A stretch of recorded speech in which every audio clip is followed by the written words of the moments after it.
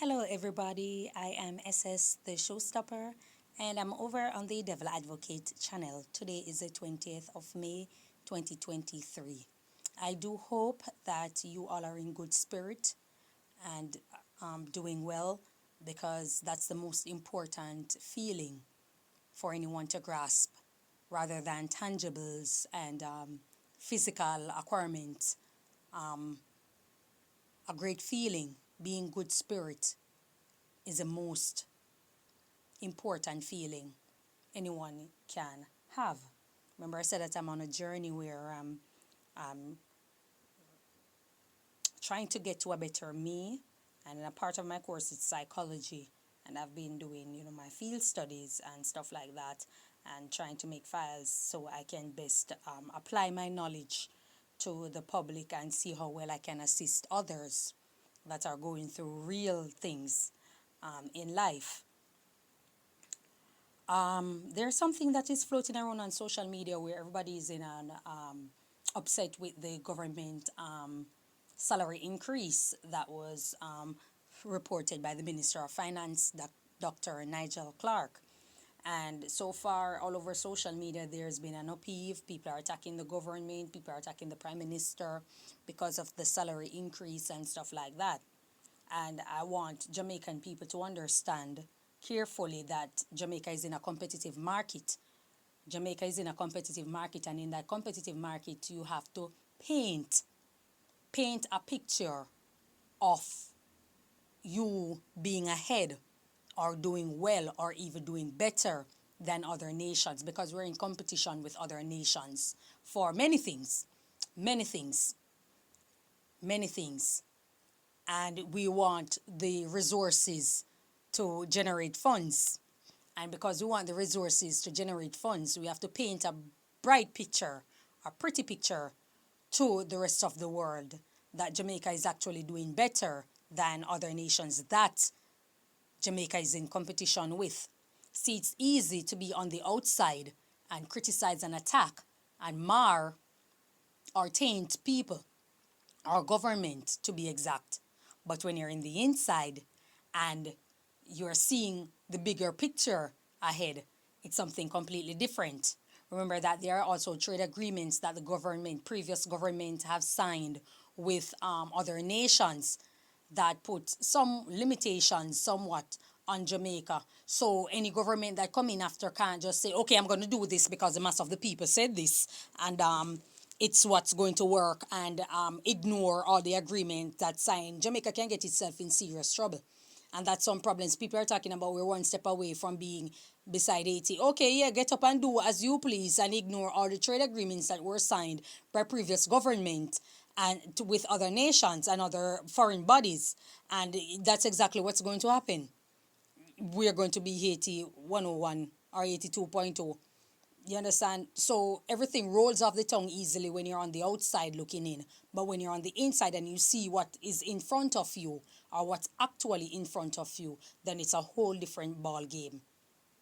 And some of the trade agreements, I remember Alice Peart, I always quote Alice Peart, she always said that government officials need to be careful of the trade agreements that are being signed because it looks good and the mass of the people will high-five the government. Yeah, they get $5 million grant from this country, they get this for that country, they get this from that country and stuff like that. But the clauses that are in it, which the public is not necessarily privy to, is what holds the country back in the future, a whole future government from making structural decisions that can benefit not only themselves but the mass of the people. And so here we are in 2023 where we see a salary increase by the government, and it's being compared to other Caribbean territories. It's being compared to other Caribbean territories. I'm surprised. Dion Jackson Miller didn't compare it to Trinidad. I noticed she compared it to other Eastern Caribbean islands, but not necessarily to Trinidad, which is one of the booming economies and stuff like that in the Caribbean. But with a further delay, I have some points that I put in place or some suggestions that I put in place that I think the government can take into consideration. There were others that I had written down, however, I'm not fully researched on it So I can't put it out to the public. It wouldn't be wise for me to put it out to the public because I'm not fully researched as yet on it. And some parts of it or some aspect of it, there are previous agriculturists and previous engineers that have made similar suggestions to the government to cut costs for fuel and stuff like that, and so that the prices of goods and services can reduce, because we all know that the pushing of fuel or the surging of fuel prices is what push the prices of goods and services being increased, because everything else is going to cost more after that. So I know previous agriculturists, previous engineers have made suggestions similar to what I was jotting down, but the government did not take it into consideration, and so it makes no sense. I reiterate it, and without adding something to it, or without sending an improvement to what, or an addition to what they had suggested before for it to work. I hope that you're understanding what I'm trying to say. One of the things that I was suggesting, or before I start my suggestion, my question to the public, and I want people to comment and let me know, because clearly there are persons out there that know more than I do when it comes to not only the system of governance, but also to the agreements, the trade agreements that are signed with between Jamaica and other nations, or among Jamaican and other nations. I want to understand. But one of the questions I want to ask is there a limitation to industrialism when it comes to, did the government sign any trade agreement that limits industrialism? Did the government sign any trade agreement that limits mechanism? Because I'm seeing that, or what we have seen for the decades, is that we have bad roads in Jamaica. We're living on a tropical island, and so there needs to be heavy investment in road infrastructures and stuff like that. It can't be a good road for 50 years. You will never find that on a tropical island anywhere. You will never find good road because it rains almost every day, and water damages road. Water damages things. So you will never find a good road. So for those who are sitting down thinking that, okay, yes, there's a good road that was built and it can do some 20, 30, 40 years before it repair. No, it's not possible. And even if it's possible, it's not logics, because you're living on a tropical island. Okay. So, but I want to find out if there's a limit to industrialism when it comes to the trade agreements that were signed. The reason I ask this is that why isn't there machinery or a plant or a business that has make any investment in the building or the making or the invention of parts, vehicle parts? Well, it doesn't have to be every part. It doesn't have to be every part out there, but clearly some vehicle parts that could ease the burden on people paying an expensive amount for vehicle parts on a Caribbean island as small as Jamaica that's not necessarily doing well financially for the mass of the people. I know there are few persons that are doing extremely well, and I don't mean to go off on a tangent, but I know that there are few business people, there are few people out there that are doing exceptionally well, and that's what the government had used to pivot his salary increase. So in case a lot of people don't know, there are people, the economy might be doing bad for the mass of the people because we don't see it. You and I don't see it. Minimum wage earners don't necessarily see it. But for those who are there, for those sectors that basically matter, for those in the private sector that matters to them, there's been a great increase. And because of such, that's the reason they have imposed a salary increase, a wide salary increase on themselves. But let's get back to the point. If there is machineries that make vehicles, it would cut cost. Clearly, it would make it easy for motorists to be able to afford parts and stuff like that.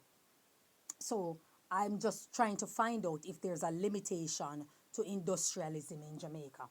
One of the suggestions that I have is there can be a heavy investment in solar panels. Heavy investment in solar panels. When there's an investment in something, the mass of the people pay less. So if there is a heavy investment in solar panels and stuff like that, clearly it's going to be sold at a cheaper price to people. And then what will happen is that households that have solar panels, which would be a whole lot of people across the island, they'll be able to pay way less for energy. Means that their light bill will go down drastically. So they will pay less. That's more money in their pocket. That's more money for the family. That's more money in their household. That's more money that they can save because they'll be paying less than the large amount that they have been paying monthly for their electricity bill. So that's one of the suggestions. Now we all know to what they call it, to establish it, to string it up. That's the word that they use, or to set it up. It costs because you're gonna have to buy equipment, you're gonna have to pay for this workman and stuff like that. Now this is where people pool mind together and people work together for a better community. I help this neighbor help me, that neighbor help that neighbor, and it goes straight along into the whole entire community. So everybody working together, they set up the solar panel in each household and make life much more easier for each other. So that's one of my suggestions. The second suggestion that I have is high schools being open every other week. It's an unpopular opinion. High schools open every other week. The reason I target high schools is that they would have already have the interpersonal skills from childhood, going from basic school to primary school or to prep school. They would have had the interpersonal skill to get along with each other, or to understand each other, or to understand other people at that age. Teenagers are at an impressionable age also. They don't escape it. And it's very unfortunate that we don't have a social system for teenagers in Jamaica. However, high schools being open every other week would take strain off parents' pocket to find fare and to find lunch for the student. The reason also is during COVID, where all schools were closed and stuff like that, we saw wherein, yes, we have one and two glitches wherein they didn't have access to tablets, they didn't have access to Wi-Fi, which is another subject for another day. But at the end of the day, a lot of teenagers were at home. Parents were better able to what? To supervise them. Parents get to spend more time with their teenagers. And guess what? They also were able to monitor what they are watching and what they are paying attention to on the internet. So there came what? A debate, a topic, a discussion between parents and teen. So if schools are open every other week, as I said, it will take a lot of strain off the parents' pocket. And so that's what? Strain off the parents' pocket, more money in parents' pocket. Parents can save, parents can buy food, parents can this, parents can that. So that's another suggestion I'm giving to the government. High schools open every other week, because we see what happened in COVID. Now, if you're going to say, oh, it's going to set them back, it's going to set them back. Listen, at the rate of how Jamaica is going, we're about to produce scientists who knows quantum physics in a vast number. We are not about to do that. We're not about to produce those type of people. We're not about to produce astrophysicists anytime soon in record numbers. So saying that they are going to be behind in what? Unless you can prove to me that there was a time in history wherein Jamaica, all those who sat CXC got a grade 1. 90% of them got a grade 1 in mathematics. Unless you can prove a time in that, then I would say, no, my suggestion is null and void. But there has never been that time. You can't prove it. So I don't think 1 week out of every other week for schools to open for high school, I don't think it would hurt anyone. I think it creates better time where parents get to spend with their teenagers. They get to understand them. They get to see where they're coming from. They get to see and know who they are friends with, who they are associating with.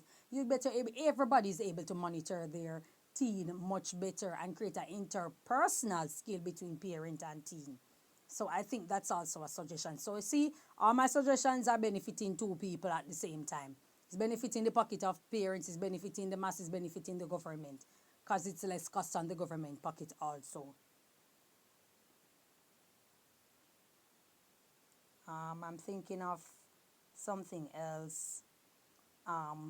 Another thing that I was suggesting is that public sector workers, people who are married, I think public sector workers, people who are married, I think that they should pay less for houses. Now, yeah, we all understand that many of these developers are private people and yada, yada, yada. But in any country once an investor is going into that country or decide to make, the government is the one that rules. So once someone is making any form of advanced development in any country, there are rules and guidelines that govern them that they should adhere to. Unless we are talking about a laissez-faire economy, which I'm not privy to, of Jamaica being a laissez-faire government or a laissez-faire economy. It's somewhat controlled, somewhat mixed. So it therefore means that there is some guidelines that people have to follow that are going into business, that are establishing business, that are doing any form of major development.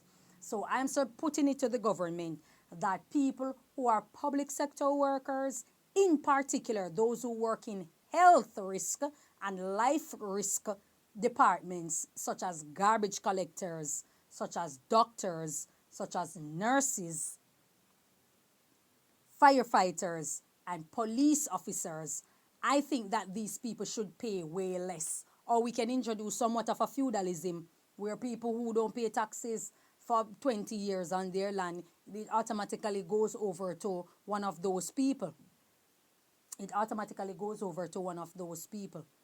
So that's what I am suggesting. People who in those fields, people who are married also pay way less. So they don't have to be in the field. So it would go over to people who are married. So let's say I just establish a business or I'm a 9 to 5 person, but I'm married and I have a husband and stuff like that. I would pay way less for a house. If I'm purchasing a house, a government house, I would pay way less, because what we are trying to do is encourage unison. We are encouraging proper family planning, and we are encouraging something that will do what? Decrease crime and violence. We are encouraging something that will decrease crime and violence. So there needs to be some sort of ease on people who are risking their lives and risking their health. And I suggest that they pay way less for housing, because what the greatest asset in life, or for anybody in the Western world to be a man or to be an adult, a structured adult, is what? A house and a reliable motor vehicle. So once these persons, and I'm catering to people, it's not just for everybody. It's for people in particular who are working in health and life risk. So I suggest doctors, police officers, nurses, garbage collectors, people like that who are working in those fields would pay less. People who are married, because we're encouraging proper family planning. And if you want crime to reduce, you're going to have to take the bull by its horn and go some places where you have never been before. So I would like somebody to put it to the government so that they can take a look into it and examine it. It might sound this freedom of mind, and yes, if me want to go out and meet a man and me want breed for him, or if me want to go out and meet a woman and me want breed her, and that mindset has led to absolutely nothing. That mindset has led to absolutely nothing. A big nothingness of negativity, of there is nothing good, nothing positive than the freedom of doing it. There is nothing good or nothing positive that has resulted in it. It has resulted in absolutely nothing good, positive, or wholesome. In no society can ever work or function under the freedom of anything or everything. There has to be some sort of restraint. There has to be some sort of structure. Now, going back to the Prime Minister's salary and the increase of the government salaries, I personally do not see any problem with it, with the Prime Minister increasing his salary. I don't see a problem with it. What I do see a problem with is that other persons in other sectors should have a major increase. Since you're painting a bright picture, let's paint a very bright picture to the world. Other bodies, other entities, minimum wage earners should have seen a drastic and great increase also, not just government, not just the MP, not just the Prime Minister. That's where I stand. I just think that it should have been a drastic increase right across the board. That's just all I'm saying. So if he's painting a picture, which I know that's what it's happening, because like I said, we're in a competitive market and we're competing with the world. So he is saying that the country has grasped, or the Dr. Nigel Clark is saying that the country has grasped greatly more than other islands or more than other nations after COVID, we have bounced back greatly from it. Good. Thumbs up. So because of that, you're giving each other a great increase. So give every other persons a great increase as well. Move the minimum wage to $20,000 based on the economy. The minimum wage should be $20,000. Now, if there's a reduction in persons, for example, price of goods and services. So let's see what the basic commodities, food. So you have people that are supplying, for example, a supermarket that supply bars with liquor and stuff like that, with rum, with alcohol. Not that I don't necessarily support liquor, but I used to work in a bar, so my morality is skewed right now. But at the end of the day, say a supermarket supply bar, you sell that supermarket liquor at a very cheap price because you would have an influx of money coming in based on their purchasing ability because it's way cheaper because it's cheaper for them because they're selling it to bars. So if they're selling it to bars and stuff like that, the bar is selling it cheaper. When the bar is selling it cheaper, the supermarket is able to pay the workers more. They would be able to pay the workers the $20,000 weekly, each person's. And guess what? Bars would be able to pay themselves and pay their bartenders and cover their overhead because they would have solar panels, so they're paying way less for electricity bill.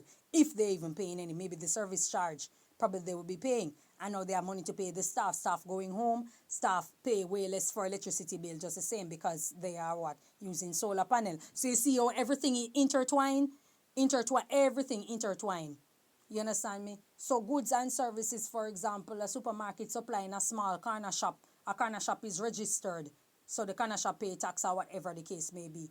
So the supermarket is supplying the corner shop. The supermarket also get goods and services very cheaper than a one person coming in and purchasing something. The supermarket get things way cheaper and it goes straight to the corner shop. Corner shop is able to what? Pay if they have somebody working there. Pay way less. You get what I'm pay more to the staff. That's what I'm saying.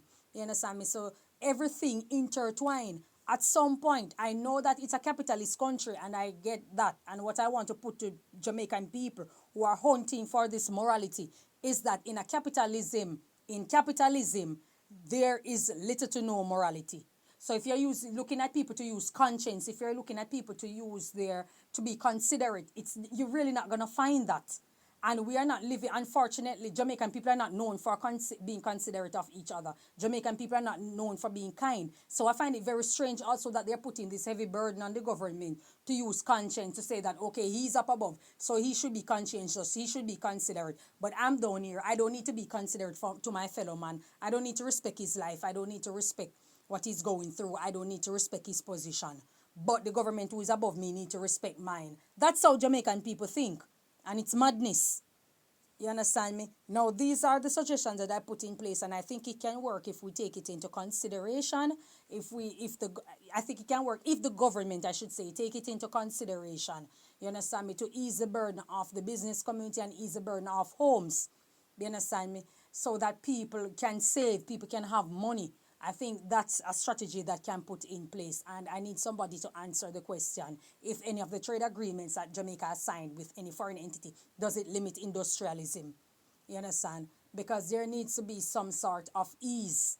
And there isn't. Everywhere people turn, they are paying more. It's costing more. It's costing more. It's costing more.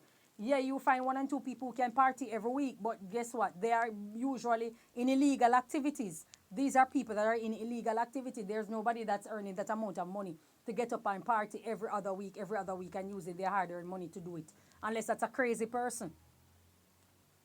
Which, going back to mental illness in Jamaica. But I'm just saying, there has to be some sort of change. And with all these let's say all things are equal, and 5 years down the line, all these are implemented. All things are equal. 5 years down the line, all these are. You cannot tell me that you won't have a reduction in crime and violence. Yes, the bad ones are already through the gate. But it will ease, a lot of things would ease the burden, especially on people police officers that are doing their work. A lot of persons, garbage collectors. We need a clean society. A lot of persons would be at mental ease. When you eat food, when you buy food somewhere, anywhere, whether it be no, not everywhere. when you buy food at a fast food restaurant or from a restaurant downtown or from anywhere, you know why sometimes when you eat the food you don't feel good. It's not that the food is not prepared properly. It's because people are unhappy. The people who are cooking the food are not happy people. They have bills, they have how many kids to take care of, they have a baby father that's not doing his job, they have this, that, and the third, all these kind of problems. So their energy is negative and it's going into the food. You go into the food, you eat it. When you eat it, you become depressed. You're suffering from anxiety, you're suffering from serious depression. You understand me? And that's what's happening right across the island. The energy, what you would call spirit, I'm just using different choice of words to ease people, because sometimes people are not religious, and so we're trying to fit everybody in for them to have some sort of understanding. So the energy that you use to prepare the food, feedback on the people that are eating it, even if a person say it's not cooked food, say it's food in the market, the people have it hard. And because they have it hard, they're selling the food to you. They don't offer any service. They just want to get the money, just want to get the money. And they just collect the money. And when they collect money, you couple this energy is in the food. You look after it, you eat it, that goes on your belly. It's not easily digested. You're not happy. You feel depressed after eating. You understand? So a lot of things are intertwined negatively and a lot of things intertwined positively. So which route are you going to take? Because you have been using one route for decades and it's not getting better. If you look around, nothing is getting better. A lot of things have improved, but that doesn't make it better. A lot of things have improved, such as, time, because there are more vehicles on the road and there are social media, there's internet, there's cell phone. So time has improved. Time has been able to move faster for a lot of people. They get things done in a quicker time, but it doesn't make it better. Like social media improve communication, or it makes communication easier, but it didn't make it better because there's just way too much negative out there. So we have been on a negative path for decades. And if you want to go on a positive path, at some point you're going to have to make the first step. At some point you're going to have to make the first step. People like to talk about Singapore and where Singapore was and the state of Singapore and stuff like that. Did you know what Lee Kuan Yew did to get Singapore where it's at? Are you going to live in self-restraint? No, because Jamaican people believe that once they have the money or the mind to go over there, they should go over there and nobody should stop them. If they feel like going over, they should, and nobody should tell them. It doesn't work like that. For you to move the society forward in a positive light, there has to be some restraint. There has to be restriction. It cannot be freedom of everything. It's not going to work. And the same way you're unconscientious, you'll be your kids that are unconscientious, you'll be your kids that are inconsiderate and stuff like that. You have the system of governance that's also inconsiderate and all those things, and it trickle down. So while we blame the government for decades, we have to blame the man in the mirror. There's also something that I want to suggest quickly before I go. There are certain things that are government responsibilities, and that's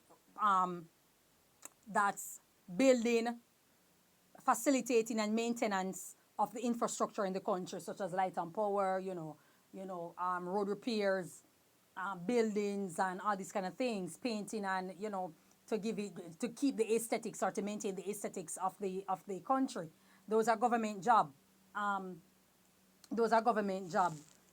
You understand me? I think agriculture also is one of them. Education is one of them. The finance is one of them. Boosting the economy is one of them. Boosting the economy, which comes under finance, is one of them.